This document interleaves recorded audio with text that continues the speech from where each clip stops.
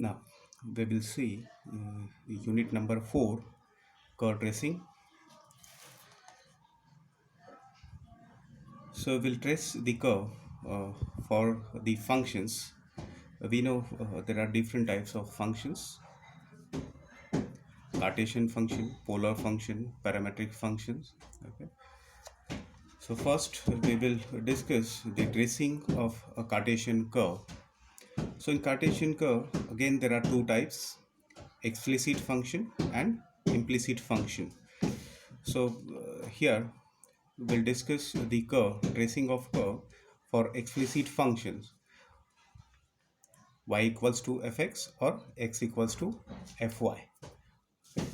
As we are aware, if the function cannot be written in this form y equals to fx or x equals to fy, then that function is said to be an implicit function.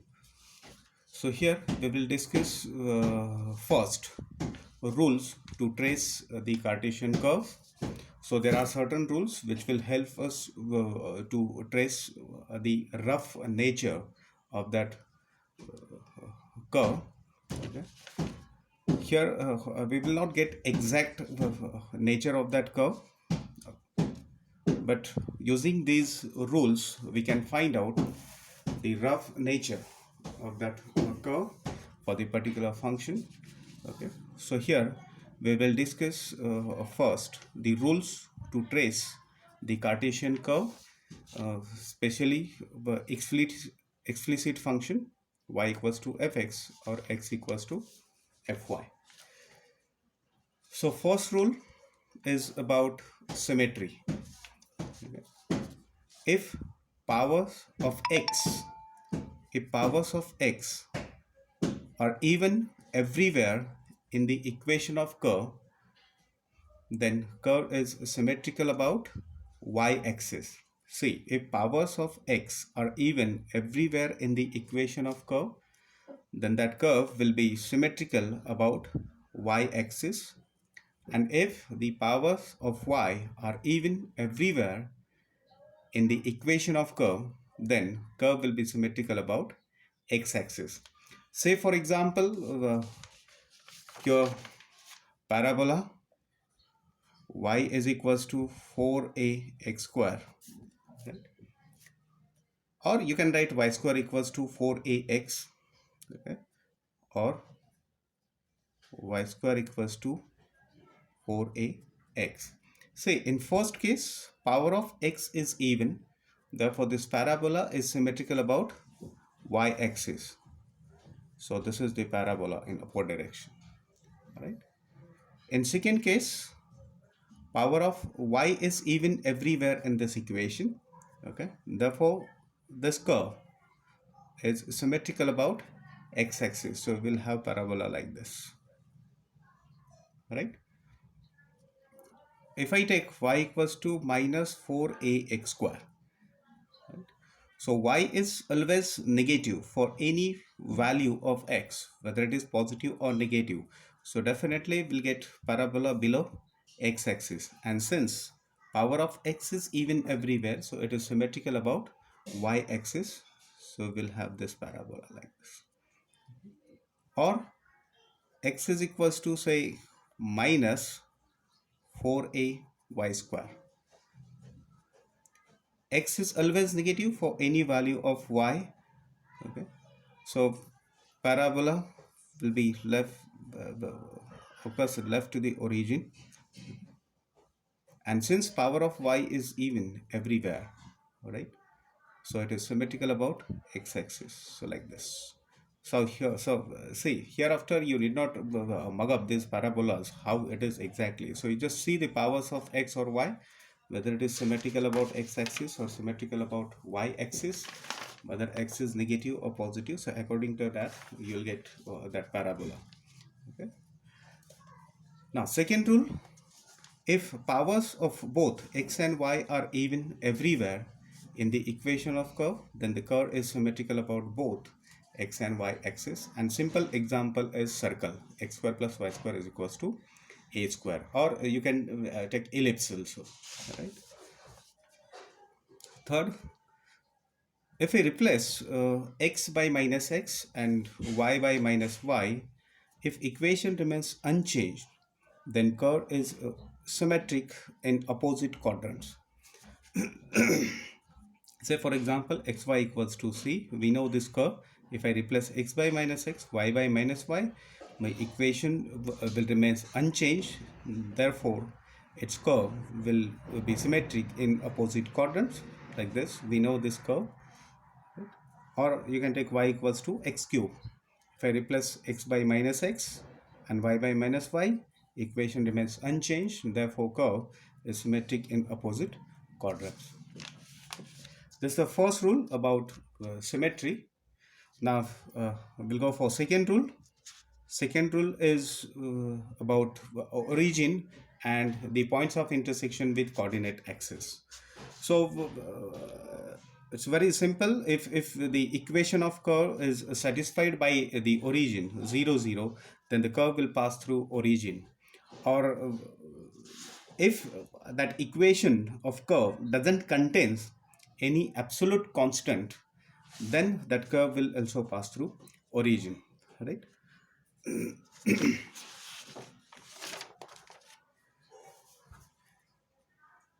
So once it is passed through origin, so we need to know the nature of the curve at origin. Okay, see, nature of the curve at origin means if I have this origin, so whether curve is passing through this origin, so we need to know the nature, whether it is like this. Okay. When it will be like this, if we know that x-axis is the tangent, right? Or whether it like this, so when does it possible? If y-axis is the tangent, so we need to know the tangent at origin to see the exact nature of the curve at origin. Also y equals to x or y equals to minus x may be tangents at origin, so that nature will be like this since it passes through. Also it depends on region of absence of the curve, where does it exist, whether left to origin, right to origin. So according to that we'll draw the curve. So we'll see it later on while discussing the examples. Okay. So see the tangent at origin. So we have one rule to find out the equation of tangent at origin. So to find out the equation of tangent at origin, collect the lowest degree terms together from the equation of curve and equate it to 0 to get the tangent at origin. Okay. Simple example, if I take y is equals to 4a x square. Okay, so collect the lowest degree terms from this equation. So what's the lowest degree term? Lowest degree term is y. All right, lowest degree is 1 here, highest degree is 2, so lowest degree term is y. So collect it and equate it to 0. So y is equals to 0 is the equation of tangent at origin here. See, y equals to 0 means x-axis, and therefore nature of the curve, this parabola, is like this here, right, at origin. Okay, so this is the simple way to find out the tangent at origin. Simple formula: take a lowest degree terms together and equate it to 0. Right?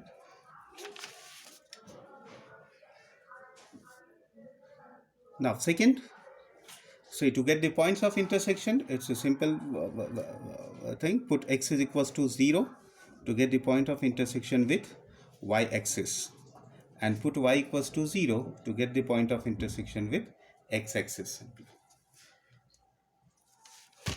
Now, third rule is about asymptotes. So here asymptotes leads to the curve. Actually these asymptotes are very important to know the nature of the curve exactly in that region, in that interval, sorry. Okay, so asymptotes are nothing but the tangents at infinity. Okay. So to find out these asymptotes, simple rule is that collect the coefficients of highest degree terms in x. Okay, coefficients of highest degree terms in x from the equation of curve. See, Here, see the difference in the tangent at origin. What we have seen, collect the lowest degree terms directly and equate it to 0. Here, what we are going to collect, coefficients of highest degree terms in x from the equation of curve and equate it to 0 to get asymptotes parallel to x-axis. To get asymptotes parallel to y-axis, what we'll do, we'll collect the coefficients of highest degree terms in y and equate it to 0, right? So if we take this same example, y is equals to 4ax square, right? So here y is equals to 4ax square. Here of course a is greater than 0. See, highest degree term in x is x square. So what is its coefficient? 4a equals to 0. But 4a equals to 0 is not possible. Alright, 4a equals to 0 is not possible, and therefore asymptote doesn't exist here. Alright, parallel to x-axis. Right. So in this way we'll find out the asymptotes. Okay. Rule 4, actually rule 4 is about the special points. Special points like node, points of inflection, isolated point, like that. Okay, so we are not interested actually in very much in special points. Here we are just interested to find out the tangents at the points of intersection with coordinate axis or tangent at any point. Say for example, if you have a point of intersection like this, a comma 0, and if curve passes through this point, then what is the nature of that curve exactly at this point? Whether it like this, okay? So when it is possible, when the tangent will be there parallel to y-axis, or whether it like this, okay? So when does it possible? If the tangent is parallel to x-axis at this point. Okay, so we'll find out the tangents at the points of intersection with coordinate axis. So we'll use this rule for that purpose only. Okay. Say if dy by dx at the point AB is infinity, then the tangent at a comma b is parallel to y-axis. You remember one thing, see tangent, you know, a tangent is given by tan phi, right? What's this phi? Phi is the angle between your x-axis and the tangent, right? So here this tan phi means dy by dx. You can say it's dy by dx. Okay, so tan phi or dy by dx, if it is infinity, if it is infinity means phi is what? Tan inverse infinity. Tan inverse infinity is 90. So what will have, you will have a tangent at that point parallel to y-axis, right? Therefore dy by dx at a comma b is infinity. Then the tangent at a comma b is parallel to y-axis. And if dy by dx at a comma b is 0, 0 means this angle phi will be 0, means this tangent will coincide to x-axis. So what does it mean? Your tangent is parallel to x-axis. So if dy by dx at a comma b is infinity, then tangent at a comma b is parallel to y-axis. If dy by dx at a comma b is 0 or dx by dy at a comma b is infinity, then tangent at a comma b is parallel to x-axis. So what I can write here, or dy by dx at a comma b is 0, then tangent at a comma b is parallel to x-axis, right? So we'll use this point here from this rule 4 only.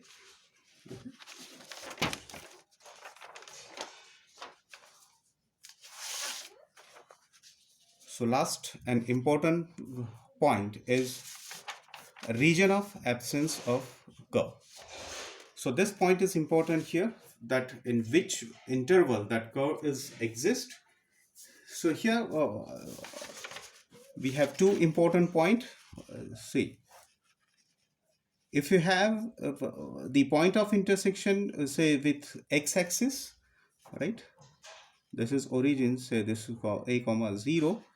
So if you have one point of intersection with x-axis, say a comma 0, then here if that curve passes through a comma 0, then we need to know whether that curve exists left to the a comma 0 or right to the a comma 0, or between 0 to a, or left to the origin, or something like that. So here we'll have say three parts: left to the origin one, 0 to a second, and a to infinity third part. Okay, so in all these three parts we'll check, or you can say all in all these three intervals we'll check whether curve is exist or not. So say simple rule is there: y is equals to fx. If your equation, explicit equations we are discussing, so if you have y is equals to fx in this, for this equation, if y is imaginary or y square is negative for some values of x strictly greater than a, say, then curve will not exist beyond x is equals to a. Say for example this point we have, if your value of y is imaginary for all values of a greater than for all values of x greater than a, then no part of the curve will exist beyond this point a comma 0, right? So similarly we'll take one point between 0 to a, and we'll check whether that y is imaginary or not, or simply we'll check whether y square is negative or not. Okay. We'll take similarly the point left to the origin. So at least one point, if you get this y square negative for at least one point, then we'll say that no part of the curve will exist between 0 to a also, and no part of the curve will exist left to the origin if you have this y square negative for at least one point. If x is f of y, for this equation we'll check whether x is imaginary or x square is negative for some values of y greater than a, say, then no part of the curve will exist above the line y is equals to a. Say this point is say 0 to a, this is the line y equals to a, and if that x is imaginary for all the points, or at least one point of y which is strictly greater than a, then no part of the curve will exist above y is equals to a. So these are the curve, these are the rules, sorry, to trace the curve for the explicit function y is equals to fx or x is equals to f of y. Now here you note one point: if there are 2 points on the same axis and curves stop to exist on either side, then there must be a loop between those 2 points. Say for example, see origin and a comma 0. Say curve is suppose curve is passing through origin, curve is passing through a comma z also, a comma 0 also, and if curve stop to exist on either side, suppose curve stop to exist at a comma 0, what does it mean? There will not be any curve beyond x is equals to a. It means curve will stop to exist at a comma 0. So these 2 points are on the same axis and curve stop to exist at a comma 0. Therefore there must be a loop between these 2 points. Okay, so we'll clear this later on while discussing the examples. Okay, so these are the rules, simple rules to trace the curve, Cartesian curve. Now we'll see the examples.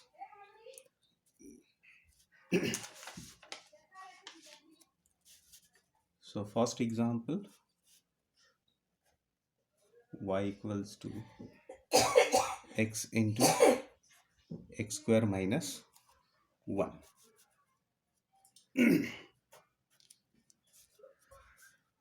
So we'll simplify this first. So simplification is required to get the tangents at origin if it is or asymptotes. So y is equals to x cube minus x. So first rule, symmetry.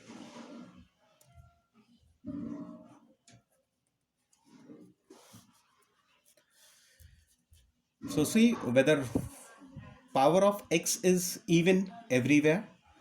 So this is simplification. So power of x is here 3, it is 1 here. So it is not even everywhere. So curve is not symmetric. This curve is not symmetric about y-axis. We'll see the power of y is even everywhere or not. So it is not even, it is odd. So curve is not symmetric about x-axis also. So there's no symmetry about x-axis, there's no symmetry about y-axis. We'll try for another symmetry. If I replace x by minus x and y by minus y, so what we'll have?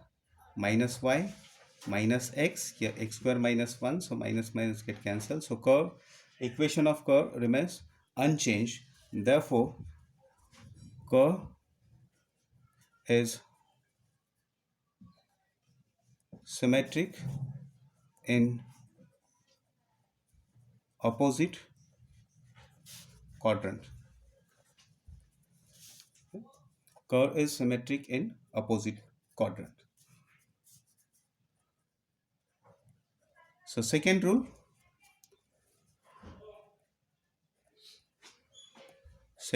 is about origin. Okay. Whether it passed through origin. So equation is satisfied by 0, 0. Okay. Therefore, this passes through origin. So curve passes through origin. So since curve passes through origin, we need to get tangent at origin.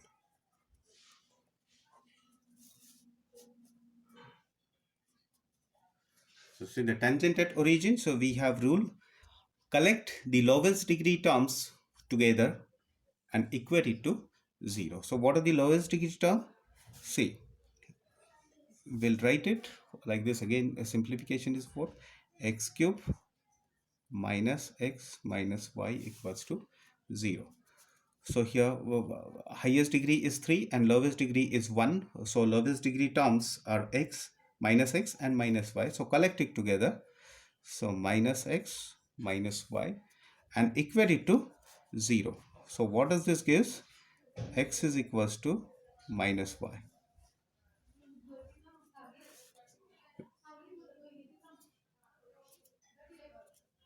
Or y is equals to minus x. See, now here we'll draw this curve simultaneously.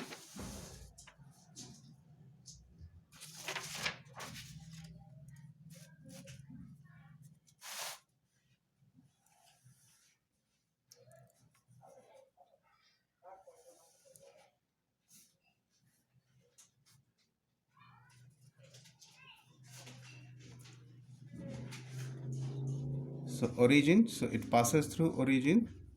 Okay. Curve is symmetric in opposite quadrants. Okay. So tangent at origin is x is equals to minus y or y is equals to minus x. So x is equals to minus y is the line. This line is y is equals to minus x and this line is tangent at origin. Okay, so this is sufficient tangent.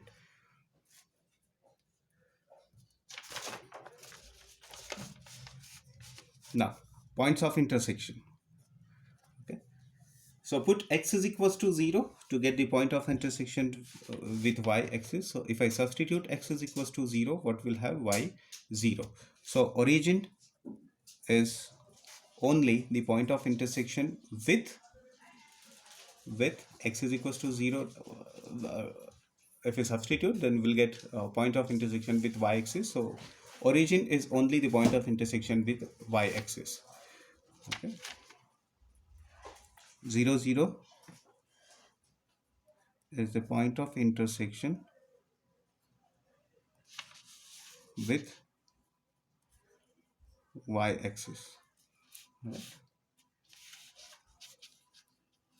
Now put y equals to 0 to get the point of intersection with x-axis.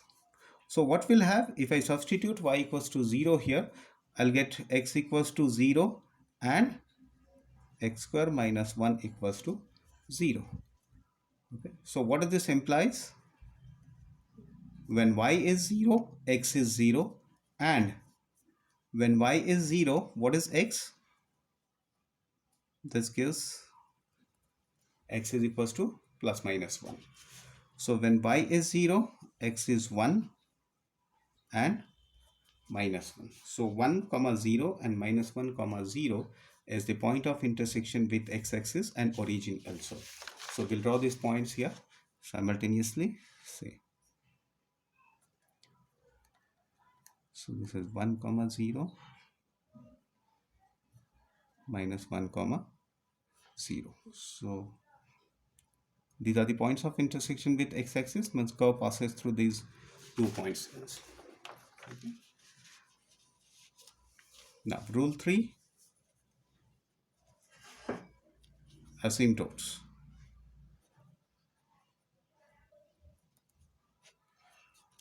So let us see whether asymptotes are exist. Okay. So asymptotes, to get asymptote parallel to x-axis, what we collect? We collect the coefficients of highest degree terms in x and we equate it to 0. So what's the highest degree term in x?